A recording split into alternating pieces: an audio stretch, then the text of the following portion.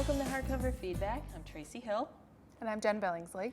And we are reading Stitches by David Small. At the age of 14, David Small awoke from a supposedly harmless operation to find that he had lost a vocal cord during surgery and was left virtually mute. Stitches is Small's recounting of his life before and after that fateful surgery. Despite the angry silence surrounding his parents all his life, Small is determined to regain his stolen voice in any way he can. Step inside your mouth with me for a moment, won't you? Careful on the tongue, it's slippery.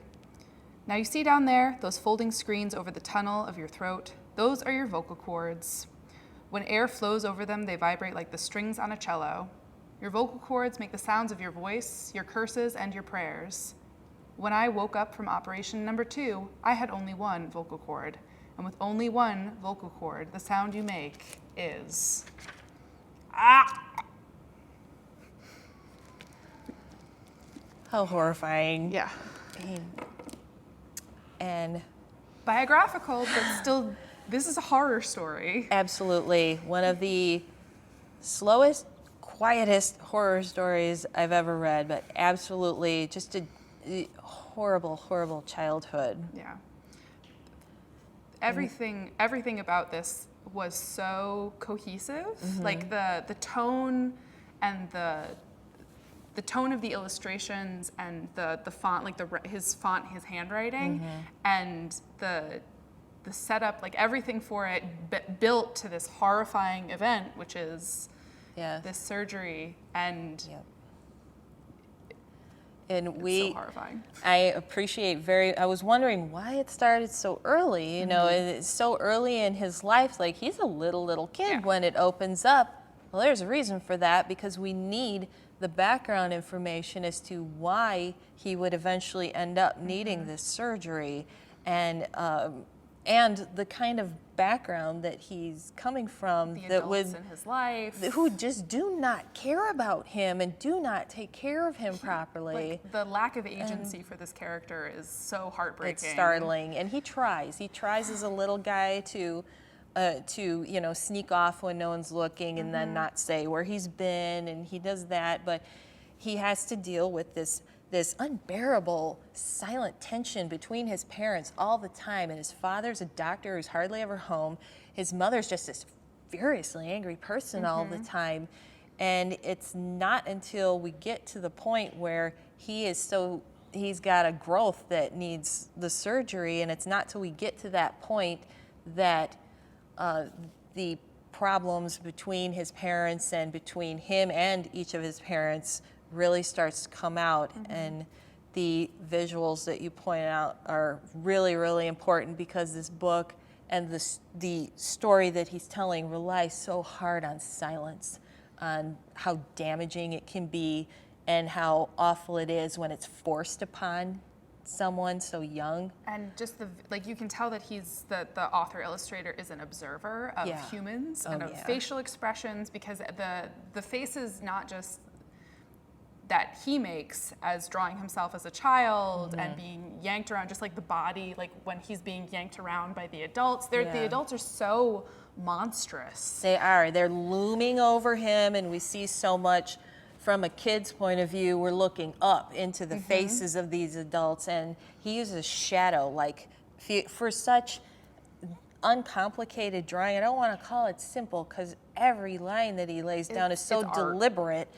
And so he uses the fewest lines that he needs to, and so much shadow to explain like how awful everything was. They're very simple, but at the same time they're very full. Like there's so much emotion behind them. It's a really raw book. Like you get those metaphors, you get that atmosphere that he builds up, like something is horribly wrong in this house, and it's gone on for years, and it culminates for him when he wakes up missing a vocal cord. Where he's so powerless, and he talks about being invisible for that. It's such an amazing story. I loved this one. And then I really appreciated how, well, first I was grateful to find out after reading it that this was a long time ago, and that he was looking back on this from being an older adult. So it wasn't like he turned 20 and wrote this or something. This was decades ago that these things happened to him.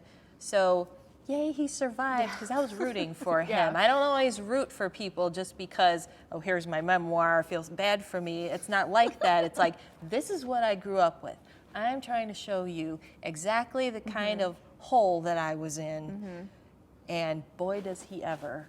Yeah. It's pretty amazing. He also did this incredible thing that I want to mention where he, Yeah. as a child, he obviously had a really rich and vivid imagination. And so every so often the book visually pops into his imagination. And he does it in this great way where he'll like fall into an illustration or a therapist that he's talking to that was like a bunny face or something.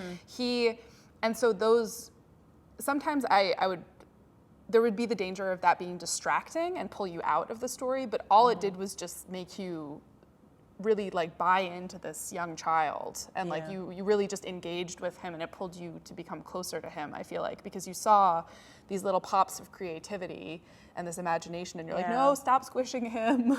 Yeah, that was pretty endearing, and also it just showed that he was managing to survive through everything he was going through.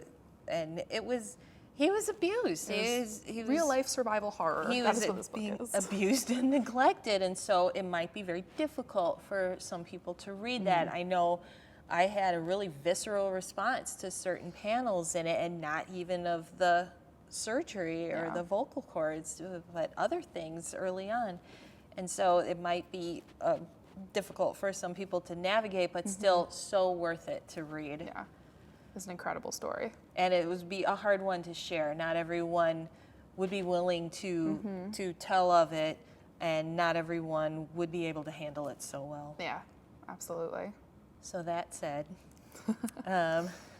well, I gave it a good solid 3.5 stars. I don't think I would be able to recommend this to everyone, to just anybody, because I don't know that everybody could handle it, frankly.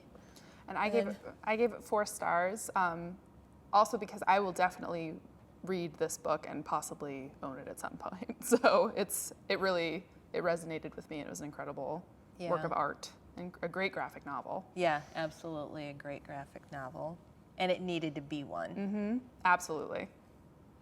So for Stitches, I gave it 3.5 stars. And I gave it 4 stars. This has been Hardcover Feedback. We'll see you next time.